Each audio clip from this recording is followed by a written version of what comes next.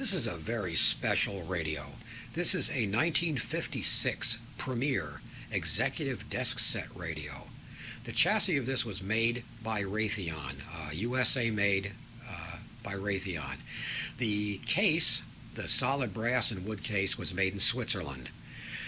This one here, I've had 3 of these in the past, maybe 20, 30 years. They're a scarce radio. When they do come up, they're very expensive.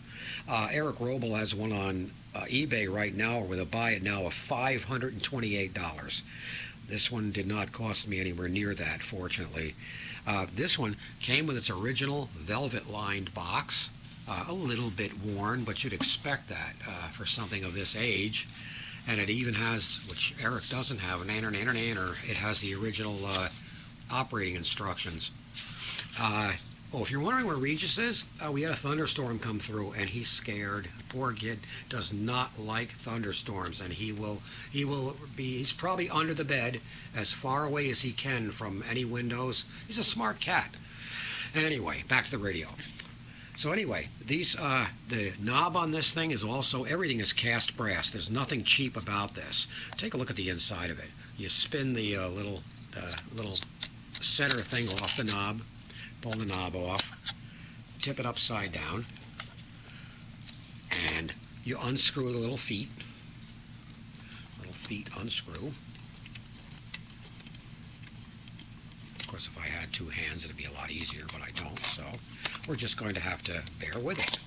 There's a sliding compartment here that's where you put the battery, and it even has the yellow writing that Raytheon used for their T100 and T150 radios. The same yellow ink. Solid cast brass feet with little, I believe they are little cork inserts. I mean, no expense was spared on this radio. Little fiber washers to keep the thing from rattling. It's a 4-transistor design, so not a killer as far as performance goes. It's a hand-wired chassis. That's not a printed circuit board. It's just like old guitar amplifiers. It's a piece of phenolic, and then it's all point-to-point hand wiring.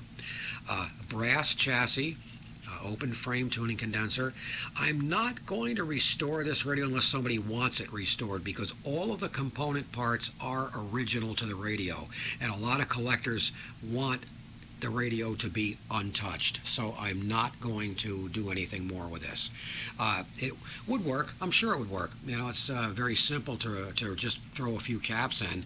The main caps are these IEI Nashville.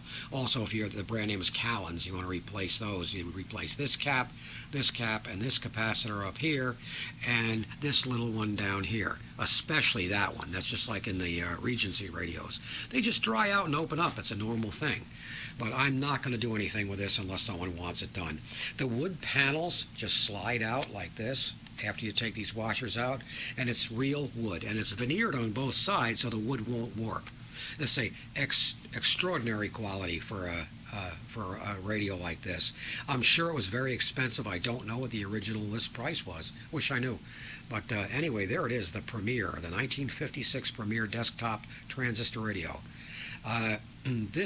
I'll make this available. It's going to be the $300 price range, which is very reasonable considering what other ones are selling for. But I'll probably end up keeping it because I don't know if anybody would want to part with that kind of money.